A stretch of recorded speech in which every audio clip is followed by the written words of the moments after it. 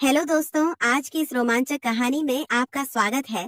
तो दोस्तों, मेरा नाम प्रिया है और मैं नोएडा की रहने वाली हूँ। मेरे घर में मेरे पापा, मम्मी और मेरे दादा दादी हैं। मैं अपने माँ बाप की इकलौती औलाद हूँ। मुझे मेरे माँ बाप ने बड़े लड़ प्यार से बड़ा किया है।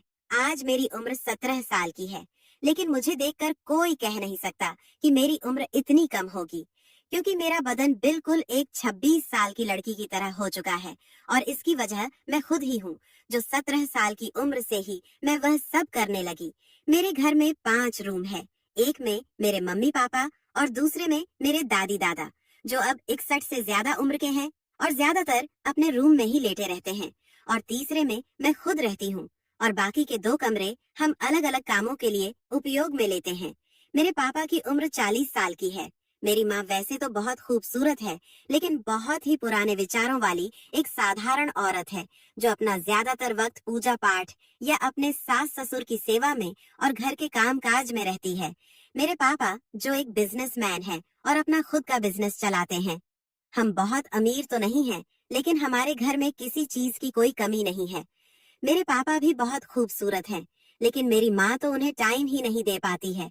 सिर्फ रात में जब उनके सोने का वक्त होता है, जब ही उनके पास जाती है। यह बात तब की है, जब मेरी उम्र 19 साल की थी। एक रात हम सब खाना खाकर सोने के लिए अपने अपने रूम में चले गए थे कि तभी अचानक से मुझे लगा कि मेरे मम्मी पापा के रूम से लड़ने की आवाजें आ रही हैं। मम्मी पापा का रूम मेरे रूम से ही लगा हुआ था। मुझे जिंदगी में पहली बार लगा था कि मम्मी पापा की लड़ाई हो रही है। इसीलिए मैं यह जानना चाहती थी कि वह लड़ क्यों रहे हैं। पहले तो मैंने सोचा कि मैं मम्मी से जाकर पूछूं, लेकिन फिर बाद में सोचा कि वह लोग मेरे सामने शर्मिंदा हो जाएंगे, इसलिए मैंने पूछना उचित नहीं समझा। लेकिन फिर भी मेरे मन में वजह जानने की तेज इच्छा हो गई, और जब मुझसे नहीं रहा गया तो मैंने उठकर देखने की कोशिश की। मेरे रूम में एक खिड़की थी जो उनके कमरे में मैं खुलती थी। वह खिड़की बहुत पुरानी तो नहीं थी, लेकिन उसमें 2-3 जगह थे। फिर मैंने अपने रूम की लाइट ऑफ कर दी और उस छेद में आंख लगा दी। अब अंदर का नजारा देखने के बाद बदन में करंट सा दौड़ गया था, क्योंकि पापा और मम्मी को इस तरह मैंने कभी नहीं देखा था और मेरी मम्मी उन्हें बार बार मना कर रही थी। और अब मेरी नजर तो बस वहीं टिक गई थी, तथा मैं चाह कर भी अपनी नजर हटा नहीं पा रही थी। अब वह लोग कुछ बात कर रहे थे, लेकिन मेरा ध्यान तो कहीं और ही था, तथा उनकी बातें सुनने का ध्यान भी नहीं था। अब मेरा दिल जोर जोर से धड़क रहा था, तथा इसके साथ ही मुझ पर एक और बिजली गिरी। तथा यह सब देखते ही मेरी तो जैसे सांसें ही रुक गई थी। फिर मेरी मम्मी उस चीज को देखकर पहले तो गुस्सा हुई और फिर शर्म से अपनी नजरें झुका ली। अब उन्हें भी कुछ महसूस होने लगा था और फिर उन्होंने इशारे से पापा को अपने पास बुलाया। फिर मेरे पापा और मम्मी कुछ तक समय वैसे ही रहे, जैसे एक पति पत्नी रहते हैं। फिर थोड़ी देर के बाद मम्मी अपने आप को ठीक करके और लाइट बंद करके सोने के लिए लेट गई। अब कमरे में बिल्कुल अंधेरा होने की वजह से मुझे कुछ नहीं दिख रहा था। तो तब मैंने भी जाकर लेटने की सोची और फिर मैं भी अपने बिस्तर पर आकर लेट गई। लेकिन अब मेरी आंखों के सामने तो मम्मी पापा की पिक्चर मानो चल रही थी, और पापा का वह भयानक अवतार पता नहीं क्यों मुझे बहुत अच्छा लग रहा था। अब मेरा दिल कर रहा था कि मैं भी उनके साथ वैसे ही रहूं, जैसे मम्मी रहती हैं। उस रात मुझे बहुत खुजली हो रही थी। फिर मैंने उस रात पहली बार अपने हाथ की मदद ली। अब मेरे ख्यालों में और कोई नहीं, बल्कि मेरे पापा ही थे।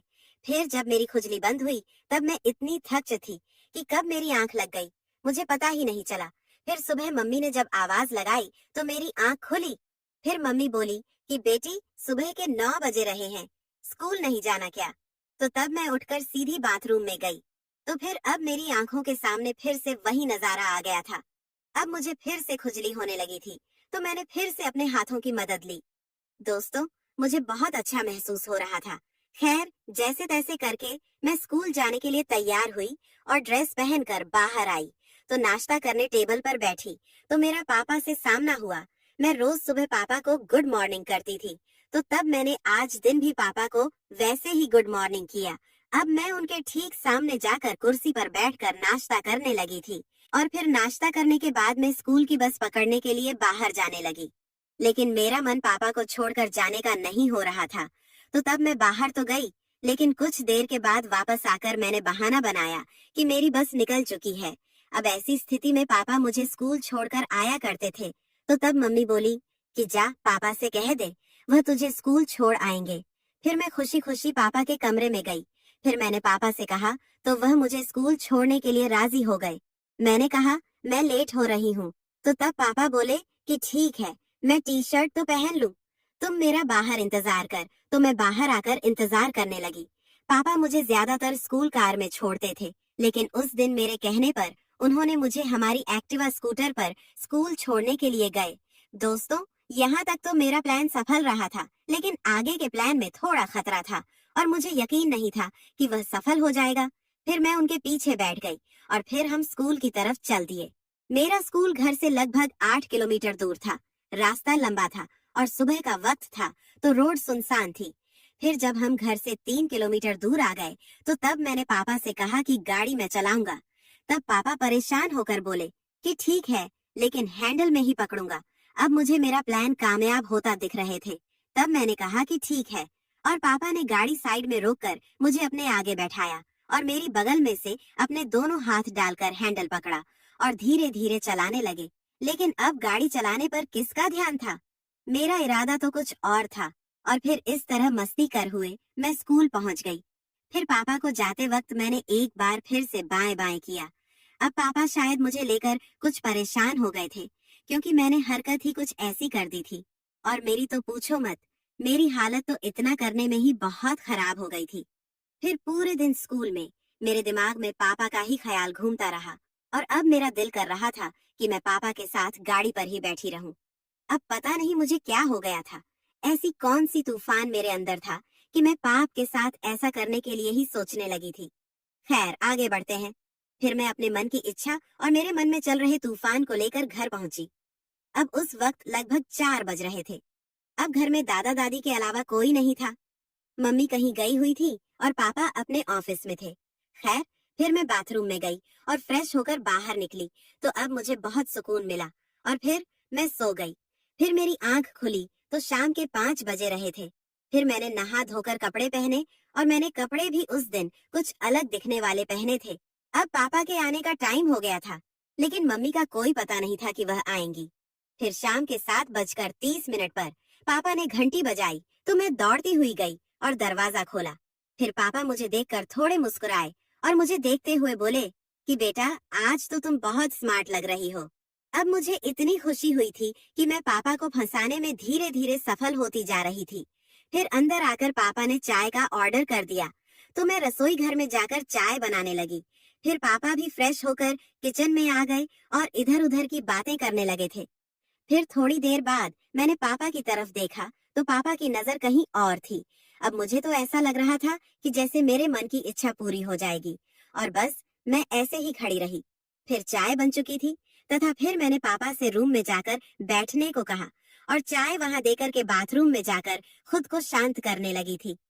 फिर मैं कुछ देर बाद बाहर आई, तो तब तक मम्मी भी आ चुकी थी।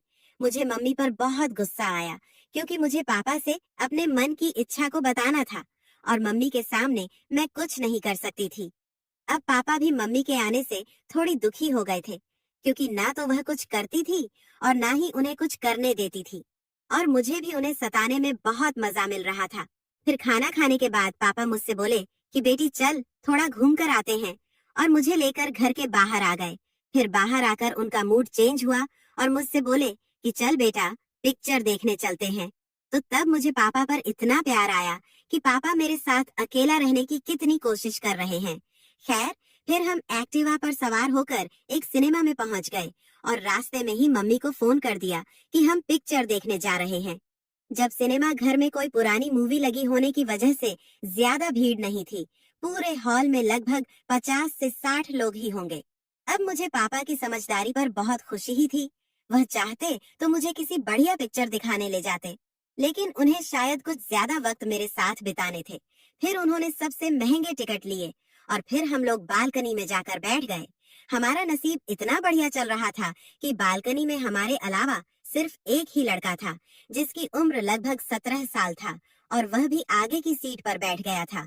अब तो हम दोनों को और भी आराम हो गया था। फिर पिक्चर चालू हुई, लेकिन पिक्चर पर किसका ध्यान होगा? अब मेरा ध्यान तो पापा की तरफ था और पापा भी तिरछी नजर से मेरी तरफ देख रहे थे। अब बस शुरुआत करने की देर थी कि कौन करे। अब मैं तो पापा का साथ पाने के लिए वैसे ही मरी जा रही थी। और फिर उसी वक्त जैसे मेरे पैर पर किसी जानवर ने काटा हो, मैं खड़ी हो गई। फिर तब पापा ने घबराते हुए पूछा कि क्या हुआ। तो तब मैंने बताया कि मेरे पैर पर किसी कीड़े ने काटा है। तो तब पापा बोले कि बैठ जाओ और अब कांटे तो तुम मेरी सीट पर आ जाना। तो मैं बैठ गई। फिर 2-4 मिनट के बाद फिर से उछलते हुए खड़ी हो गई। लेकिन इस बार मुझे किसी ने काटा नहीं था, बल्कि मैं जानबूझकर खड़ी हुई थी। खैर, फिर पापा हंसते हुए बोले कि तू मेरी सीट पर आ। फिर तब मैं बोली कि पापा कोई बात नहीं, जैसे उस कीड़े ने मुझे काटा है ऐसे ही आपको भी काट लेगा। तो तब पापा बोले कि तू एक काम कर, मेरे बगल में बैठ जा। अब मैं तो पहले से ही तैयार थी। तो पापा के बोलते ही मैं उनके बगल में बैठ गई और पर्दे की तरफ देखने लगी थी। अब मैं उनकी बगल में बैठी हुई बिल्कुल छोटी सी लग रही थी, लेकिन मेरी उम्र उस वक्त 18 साल थी। फिर पापा मुझे पैसे देते हुए बोले कि कैंटीन से जाकर कुछ ले आओ। तो मैं बाहर गई और कैंटीन से कुछ खाने की चीजें खरीदने चली गई। और फिर जब तक वापस आई तो पिक्चर चालू हो चुकी थी। फिर मैंने पापा के बगल में बैठते हुए कहा कि पापा मुझे आपके साथ बैठने में ज्यादा अच्छा लग रहा है।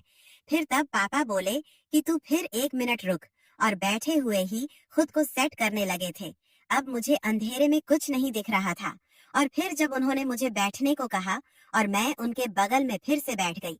फिर थोड़ी देर के बाद मुझे एहसास हुआ कि जो मेरे मन में चल रहा है वही पापा के मन में भी चल रहा था, लेकिन वह कह नहीं रहे थे।